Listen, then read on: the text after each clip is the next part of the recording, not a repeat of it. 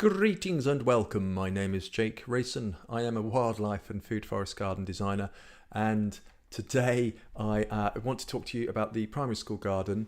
They're meeting later this week, the Parent Teachers Association, to hopefully get some funding for the garden, so it's very exciting.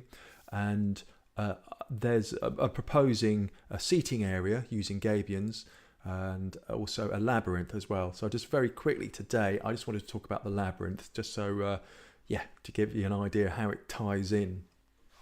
So first of all, this is the school, this is the garden that I'm working on. It's south facing, has a row of trees, so it's actually quite dark, quite boggy, but around the corner I want to have a seating area in a kind of horseshoe shaped, so it's secure and it's a kind of private space in as much as it can be, but like a secluded sort of space, but open and accessible. And then next to it, around about here in the middle, to have a labyrinth that comes out, extends out onto this track which goes past here, and then there's a willow structure at the end. So those are the three kind of key components, the kind of structural elements, and then working the paths and the beds around them. And this is I just wanted to show you these because I loved it. I did a show and tell about native plants and some of the insects that will be on those native plants. That was last summer, and so it was great fun. I just really love to do more work like that. And the resource that I'm using is the Labyrinth Society.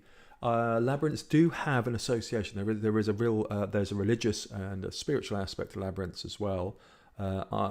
Which I'm an atheist, so I'm not really.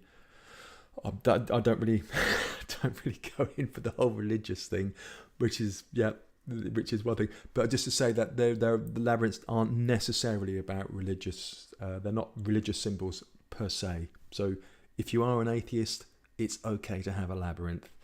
But there we go.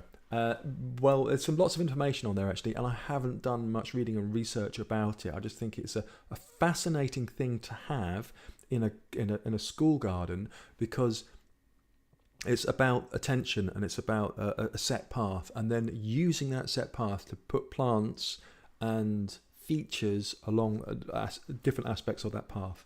So there's a resources section, how to make a labyrinth, and I'm just looking at different materials and sizes and everything. So what I have got, obviously, for those people who follow me on the internet, will know that I use a lot of CAD because I do garden design for a living, so I'm really used to using it. But it doesn't have to be CAD. You can use paper, and you can get out in the field with a bit of string or a tape measure or whatever and do it that way. So there are instructions about how to make a labyrinth there. But I just wanted to show you what I've done. Firstly, I got the labyrinth in, and I figured out that I need a roughly 6 meter diameter, 6 meter diameter labyrinth, which isn't massively big, but it will, depending on the material, and this is all the exciting thing, is finding out what materials will work, recycled materials or natural materials. I'm not buying anything new and plastic.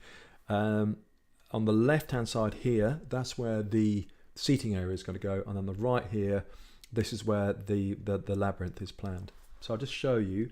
I took a picture for one of the designs. I don't know if it's going to be the design. It's a very simple one, but it kind of fits in with that space, and I scaled it to a 6 meter diameter circle. And you can see here, then what I will do is to kind of trace that design later. I'm not going to do it now, but just to trace that design in CAD and then use that as a kind of basis if that's one that we go with. But it's just more kind of placement to see how it would fit.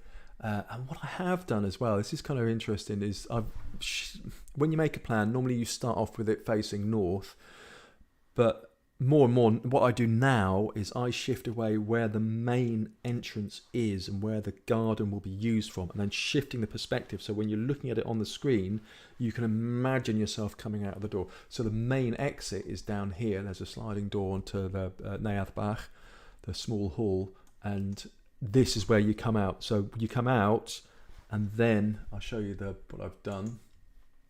Straight ahead of you is the back of the seating area, and then to the right is the labyrinth. So I might kind of shift around the entrance to the labyrinth, so it's the same circle as for the seating area and stuff like that.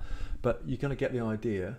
And then what I've also done, and this is the beauty of using CAD in a design, is I've created I'll show you. I've created a load of circles based on the design of the labyrinth, and this enables me to calculate the measurements. So it's actually a really quick and easy way of doing it. I think it works out off the top of my head 60 meters. So it's going to be 60 meters of some material, roughly, to do that 6 meter diameter labyrinth. So when I put the costings in together for the school, this is what I was using. So it's kind of really, it's really interesting. And it's going to be a really exciting project. I just hope we can get the funding for it. And I hope we can get the volunteers for it as well. But there we go. I think that'll do for now. That's me talking enough. So hope that's useful, and I shall see you again soon. Thanks for watching. Bye.